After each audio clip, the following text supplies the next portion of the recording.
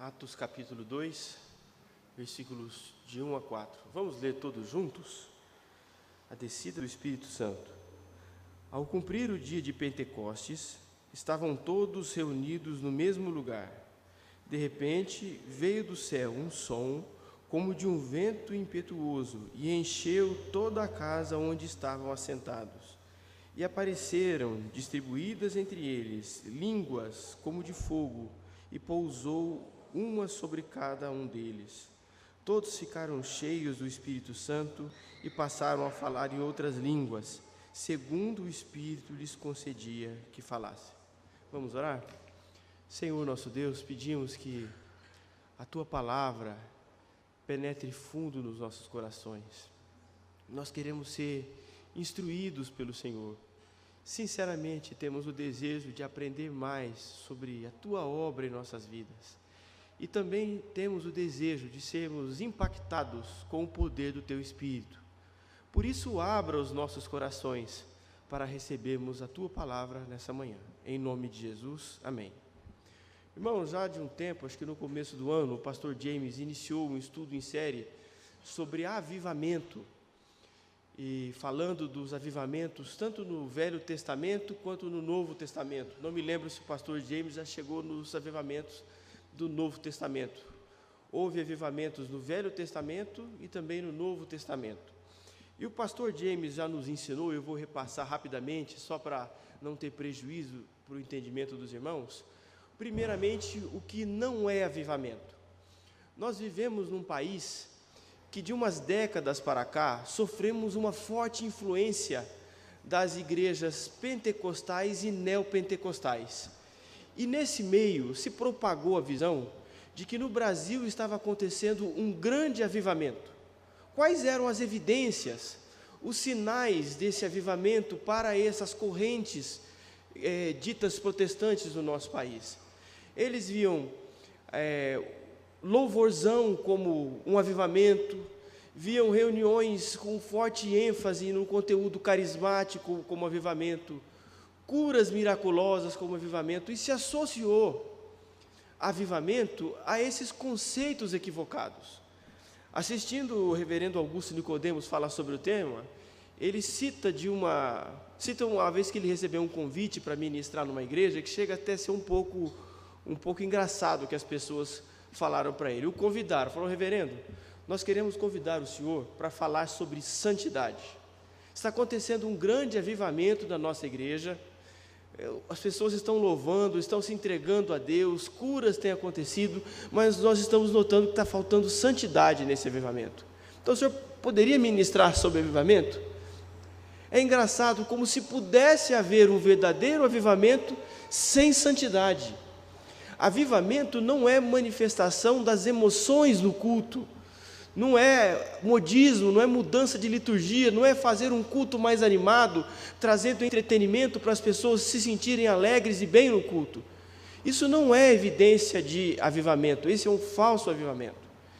E eu também quero dizer para os irmãos que nós precisamos orar muito pelo nosso país, porque o Brasil, irmãos, nunca teve um avivamento de grande escala no seu território. Nós nunca tivemos. Salvo engano, na reunião do Supremo Concílio em 2010, o presidente da nossa denominação, o reverendo Roberto Brasileiro, fez um comentário de que em mais de 150 anos do trabalho presbiteriano no nosso país, a nossa igreja nunca teve um avivamento de escala. A nossa igreja tem, depois de 158 anos de trabalho no Brasil, nós não temos 1 milhão de membros. É uma igreja que, pelo potencial, poderia ser muito maior. O irmão Heber me disse que há algumas outras religiões que consideram a igreja presbiteriana como um gigante adormecido, porque ela tem uma doutrina sólida, bíblica, uma doutrina reformada, mas ela não consegue trilhar os passos no caminho de um grande crescimento para influenciar a nossa nação. Portanto, nós precisamos orar para que Deus derrame um verdadeiro avivamento na nossa igreja. E depois de falar o que não é avivamento, eu quero falar para os irmãos o que é um avivamento verdadeiro, genuíno e bíblico. Há dois sentidos de avivamento que os escritores colocam. O primeiro é o avivamento bíblico em sentido estrito. É aquele avivamento que ocorre dentro da igreja. Avivamento é algo que acontece unicamente no meio do povo de Deus. O Espírito Santo renova, reaviva e desperta a igreja que está sonolenta. É a revitalização onde já existiu vida. Deus é o Senhor da igreja. Na igreja há crentes fervorosos, há pessoas que são tementes a Deus, mas essa igreja está como que num estado letárgico, dormente. É uma igreja que não tem sido usada por Deus para a propagação do Evangelho, que não tem influenciado a sociedade. É uma igreja que fica ensimesmada. E essa igreja então recebe o Espírito Santo vindo diretamente de Deus, recebe poder, recebe o Espírito Santo numa medida excelente. E essa igreja então é impactada pelo poder de Deus, e ela se convence do seu pecado, ela se convence da sua dureza de coração, ela se convence de que ela tem ficado aquém daquilo que o próprio Senhor determinou que ela deve fazer. Então Deus traz, não é grandes emocionalismos para o culto, Deus traz quebrantamento para a igreja, Deus traz convicção de pecado, pessoas choram, deploram suas imperfeições, caem aos pés do Senhor, clamando por perdão, pedindo perdão uns para os outros. Às vezes relacionamentos estão machucados na igreja e Deus traz convicção de pecado para todos e passa a haver paz na igreja. Evidentemente, até nos avivamentos genuínos acontecem excessos, mas ninguém pode conter o avivamento, porque o avivamento, meus irmãos, não vem de baixo para cima, é de cima para baixo, é Deus quem manda o avivamento. Se um dia falarem para você, vamos lá assistir uma conferência de um pastor avivalista, ele traz o avivamento, aí ele traz o avivamento, quando ele vai embora, o avivamento vai com ele, como se fosse ele que trouxesse o avivamento. O avivamento vem de Deus, é um ato, é uma obra soberana do Senhor. E tem um outro tipo de avivamento, que quer complementar ao primeiro, que é o avivamento no sentido amplo. Essa igreja que é fortemente impactada pelo Senhor, que é renovada, que é reavivada, ela passa a ter vigor, ter o desejo de propagar o Evangelho para os não crentes. E há conversões em massa. Os cristãos saem, atendem o ID do Senhor e pregam a palavra na sociedade. E essa sociedade é impactada pela palavra de Deus. Há conversões em massa. E há uma mudança perceptível dos padrões morais dessa sociedade. Se você estudar os avivamentos que houve na Inglaterra, nos Estados Unidos, você vai ver que houve uma grande mudança no comportamento social. Bares tiveram que fechar porque não tinha cliente, porque as pessoas estavam vivendo consagradas ao Senhor. Isso acontece quando o avivamento vem de Deus, atinge a igreja, e a igreja passa a levar a mensagem do Senhor e há conversões em massa. Eu quero hoje falar sobre um avivamento histórico que houve no mundo. Eu e o Hugo tivemos o privilégio de poder visitar a Coreia do Sul nesses últimos dias. E Deus realizou uma obra maravilhosa naquele país. Nós queremos estudar um pouco, isso me chamou a atenção, tenho estudado esse tema de avivamento nos últimos tempos, e eu li um livro que eu gostaria que o irmão Dinho projetasse aqui para nós, um livro chamado Pentecoste Coreano. É um livro que foi escrito por dois missionários americanos, chamados um William Blair e outro Bruce Hunt. Como é que começou o trabalho missionário na Coreia? Quando começou? E quero lembrar os irmãos que começou em 1901, quando William Blair, a sua esposa e mais 5 pessoas foram enviadas pela Junta de Missões Estrangeiras da Igreja Presbiteriana dos Estados Unidos para a Coreia. Na época, isso era 1901, não havia ocorrido ainda a Guerra da Coreia, que ocorreu entre 1950 e 1953. o país da Coreia era só um, não tinha Coreia do Sul e Coreia do Norte. E os irmãos, o irmão William Blair e a sua esposa e mais 5 missionários foram começar o trabalho presbiteriano lá na Coreia do Sul. Até então, não havia sido feito nenhum trabalho de escala, um trabalho que pudesse ter prosperado na Coreia do Sul. Houve, mais ou menos nos idos de 1886, um outro missionário do país de Gales, que foi até a Coreia para tentar começar um trabalho evangelístico. Mas ele aparentemente não teve muito sucesso, porque a Coreia era um regime muito fechado na época, eles não permitiam que estrangeiros pisassem o solo coreano, porque a Coreia é um país que já passou por muitas guerras, meus irmãos. É uma constante naquele país. Se os irmãos se lembrarem da localização geográfica, você tem a Coreia no meio, do seu lado direito você tem o Japão, do lado esquerdo você tem a China e um pouco acima, mais a oeste, a Rússia.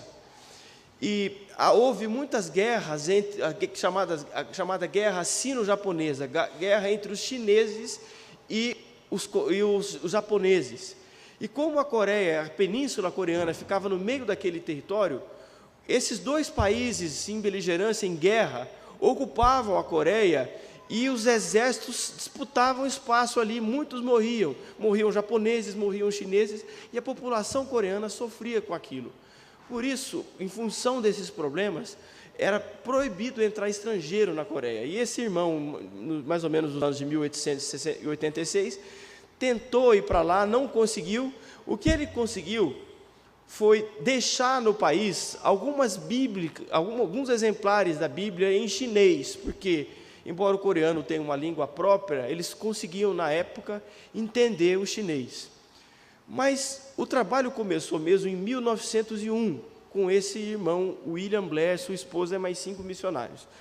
E ele encontrou o seguinte contexto religioso na Coreia. A Coreia é um país que foi fortemente influenciado, eu não sei se eu posso chamar de religião ou só de uma filosofia, chamado confucionismo. É uma religião, pastor? É uma religião que nasceu na China, mas a Coreia abraçou o confucionismo até com mais zelo do que os chineses. E qual que era o pilar dessa religião, o confucionismo? Eles tinham uma reverência às autoridades e ao estado das coisas.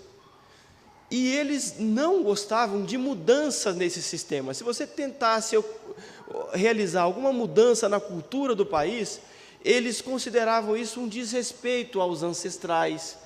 Eles cultuavam os ancestrais deles, ofereciam sacrifícios pelos ancestrais. E o confucionismo teve grande penetração na Coreia. Depois disso, chegou na Coreia, a partir da Índia, chegou o budismo. A gente acha que o budismo é a maior religião na Coreia e na China, né, irmãos? E não é. O budismo chegou na Coreia e conquistou os coreanos, porque o budismo tinha sacerdotes que pregavam o céu e o inferno, e eles transmitiam uma ideia de que era possível encontrar perdão para os seus pecados. E os coreanos se apaixonaram pelo budismo. Porém, com o passar dos anos, os irmãos, se estudarem, o livro conta isso, que até o Estado coreano se deixou seduzir pelo budismo. Eles doaram inúmeras propriedades para os budistas, para eles construírem templos. Os montes naquela região foram adornados de diversos templos no cume das montanhas. Porém, o budismo se degenerou no país. A corrupção penetrou no budismo e a população se desencantou com o budismo. E nessa época que esse presbiteriano, William Newton Blair, chegou na Coreia, o país estava experimentando esse desencanto com o budismo. Ele coloca, portanto, que Deus, na sua providência, tinha preparado o ambiente para o cristianismo ter um forte impacto naquela sociedade. Porque os coreanos são, por natureza, um povo com um forte veio poético e também um povo muito religioso.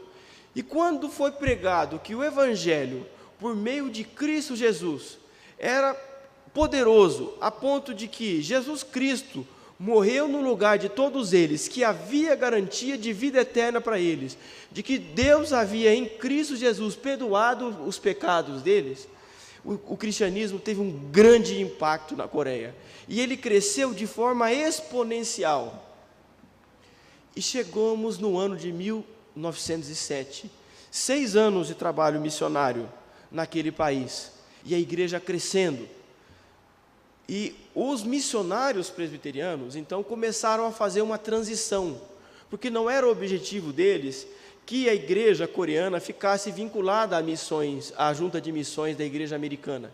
Eles queriam organizar a igreja coreana para os próprios coreanos levarem o trabalho de Deus à frente. Haja vista que já havia muitos crentes em quase todas as regiões do país, e as igrejas já tinham autonomia financeira.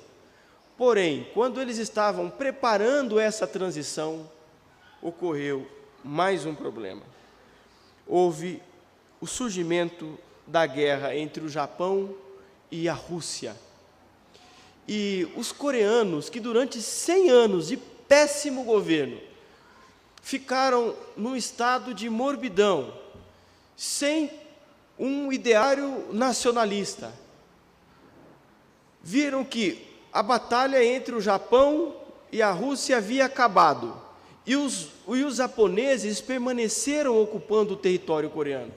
E os coreanos pensaram: nós queremos uma Coreia para os coreanos. É mais ou menos como foi falado aqui no Brasil, independência ou morte. Eles queriam que os japoneses saíssem do país, porque eles tinham uma cultura própria, e começou, mesmo depois de 100 anos de governos ruins, que não conseguiram despertar no povo esse ideário nacionalista, o povo então quis uma Coreia livre. E nessa época, a instituição mais influente no país era a igreja cristã, presbiteriana. E membros da igreja tiveram um despertamento, e eles acharam que a igreja deveria encabeçar esse movimento, que a igreja, que era a instituição mais forte, devia se engajar nessa luta de libertação do país. Mas a igreja fez a separação.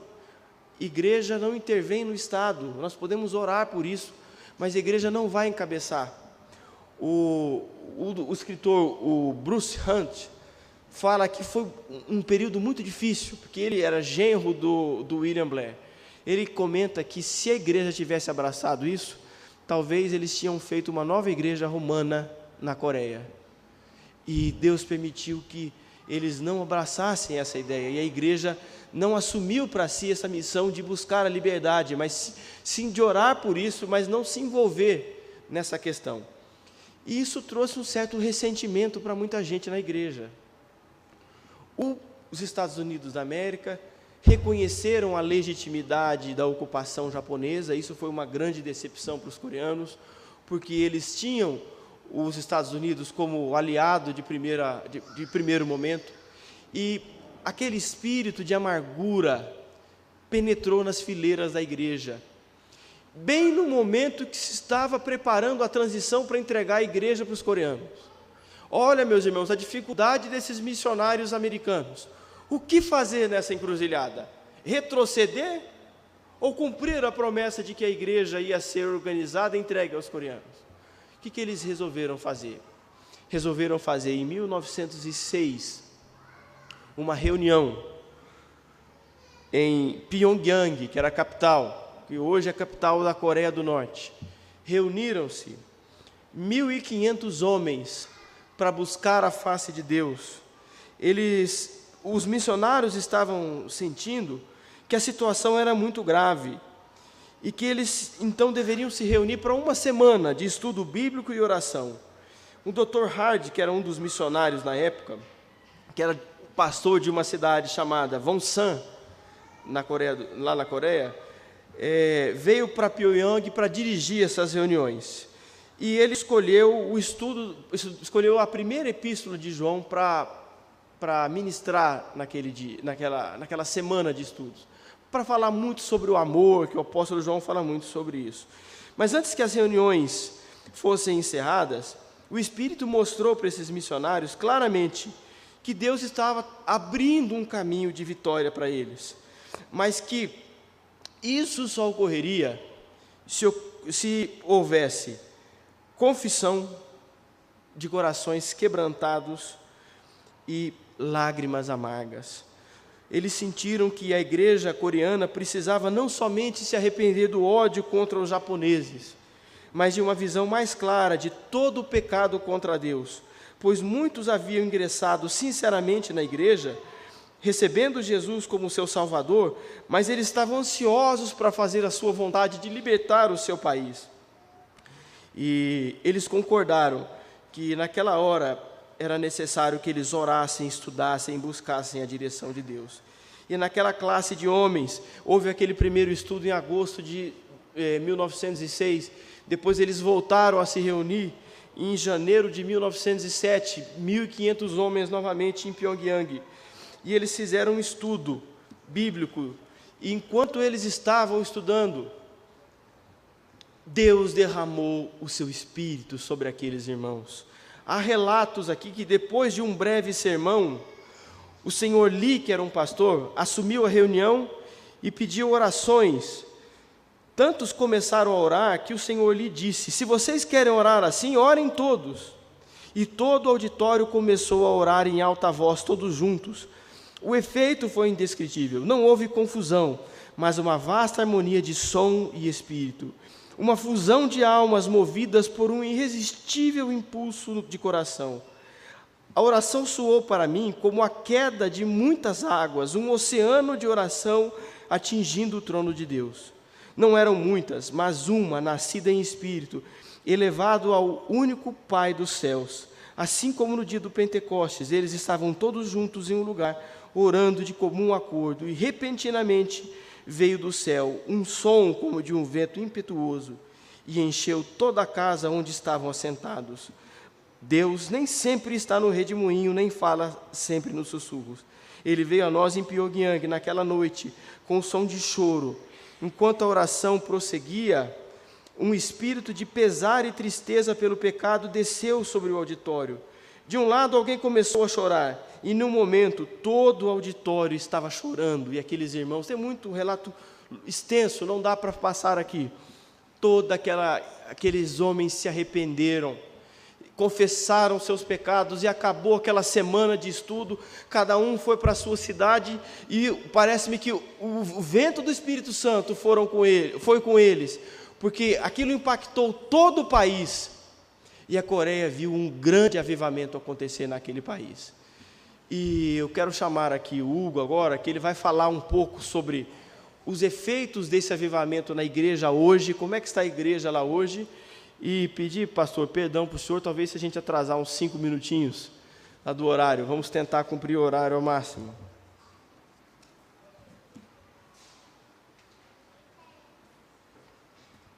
Irmãos, eu vou pedir para os irmãos abrirem Isaías capítulo 54. O que nós devemos esperar ver num avivamento? Eu lerei rapidamente, diz assim Isaías: canta alegremente, ó estéril, que não deste à luz, exulta com alegre canto e exclama, tu que não tiveste dores de parto, porque mais são os filhos da mulher solitária do que os filhos da casada, diz o Senhor. Alarga o espaço da tua tenda, estenda-se o todo da tua habitação e não impeças, alonga as tuas cordas e firma bem as tuas estacas, porque transbordarás para a direita e para a esquerda. A tua posteridade possuirá as nações e fará com que se povoem as cidades assoladas. Não temas, porque não serás envergonhada. Não te envergonhes, porque não sofrerás humilhação, pois te esquecerás da vergonha da tua mocidade, e não mais te lembrarás do opróbrio da tua viuvez, porque o teu Criador é o teu marido, o Senhor dos exércitos é o seu nome, o Santo de Israel é o teu Redentor, ele é o chamado, o Deus de toda a terra, porque o Senhor te chamou como uma mulher desamparada e de espírito abatido, como a mulher da mocidade que fora repudiada, diz o teu Deus.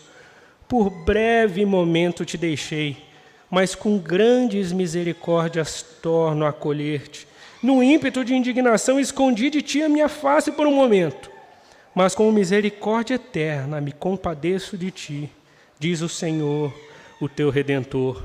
No versículo 11, ó tu aflita, arrojada com a tormenta e desconsolada, eis que eu assentarei as tuas pedras com argamassa colorida e te fundarei sobre safiras. Farei os teus baluartes de rubis, as tuas portas de carbúnculos e toda a tua muralha de pedras preciosas. Todos os teus filhos serão ensinados do Senhor e será grande a paz de teus filhos. Serás estabelecida em justiça, longe da opressão, porque já não temerás, e também do espanto, porque não chegará a ti.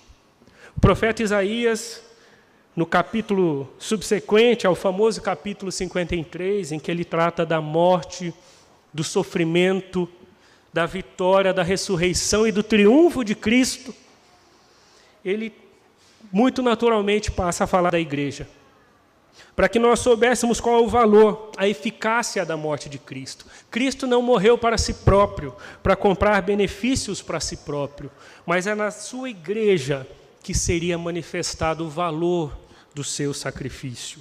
Como era a igreja, ou como está a igreja? O que nós vemos na igreja?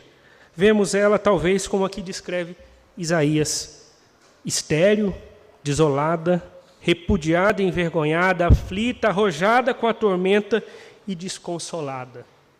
Essa era a figura que Isaías viu.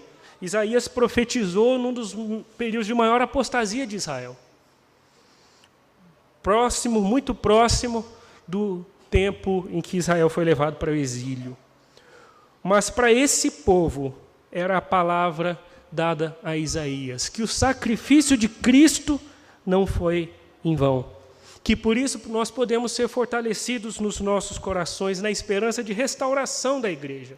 Mesmo aquela igreja que estava estéril, desolada, ela seria mãe de muitos filhos, ela seria estabelecida, fundada sobre safiras, as suas tendas se alargariam para frente, para trás, pelos flancos, e a glória do Senhor se manifestaria nela.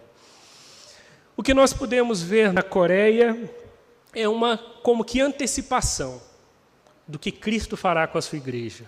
Eu creio que todos os avivamentos sejam essa espécie de penhor, esse adiantamento que o Espírito de Deus nos dá para que a igreja não desfaleça ao contemplar o seu arredor, ao contemplar o que aconteceu com o cristianismo, o que viramos nós, os que somos chamados de cristãos, e ao ver toda essa confusão, para que nós não desfaleçamos, Cristo às vezes mostra o que Ele vai fazer. E nós vimos isso na Coreia, nós vimos simplicidade, nós vimos irmãos que têm amor à palavra de Deus, igrejas cheias, grandes igrejas, muito cheias, com muitos cultos, várias vezes ao dia, todos os dias, inclusive, cultos de oração às 5h20 da manhã, templos imensos, não para entretenimento, não por alguma coisa nova, não atrás de alguma novidade, mas para ouvir o velho evangelho.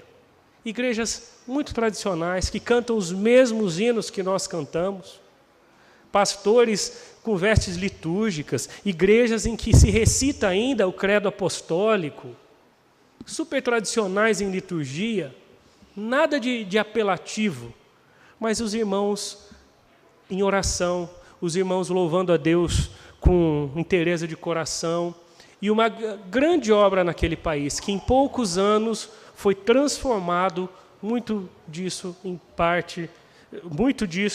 devido à própria influência do cristianismo. É Cristo quem faz a obra, é Cristo quem aviva, é Cristo quem faz o avivamento. Cristo, quando vier como conquistador sobre a morte, conquistará a morte não só para si mesmo, mas Ele soprará vida na sua igreja. Qual que é o nosso papel? Ficarmos, então, esperando, sem nada fazer? Não. Isaías, aqui no próximo capítulo, fala aquelas palavras também conhecidas. Buscai o Senhor enquanto se pode achar. Invocai-o enquanto está perto. Deixe o perverso o seu caminho, o iníquo os seus pensamentos e converta-se ao Senhor, que se compadecerá dele, porque Ele é rico em perdoar. Que nós possamos orar pela nossa igreja, orar pela igreja no Brasil, orar pelo cristianismo no mundo. Agora, nós não vamos poder possivelmente mostrar na integridade, mas queríamos mostrar um testemunho que foi dado por um pastor de uma igreja batista de lá, que nós inclusive conhecemos, quando ele esteve numa conferência para pastores aqui no Brasil. E ele fala de algumas marcas que ele viu na igreja brasileira, que são empecilhos a que a igreja brasileira também desfrute de um avivamento.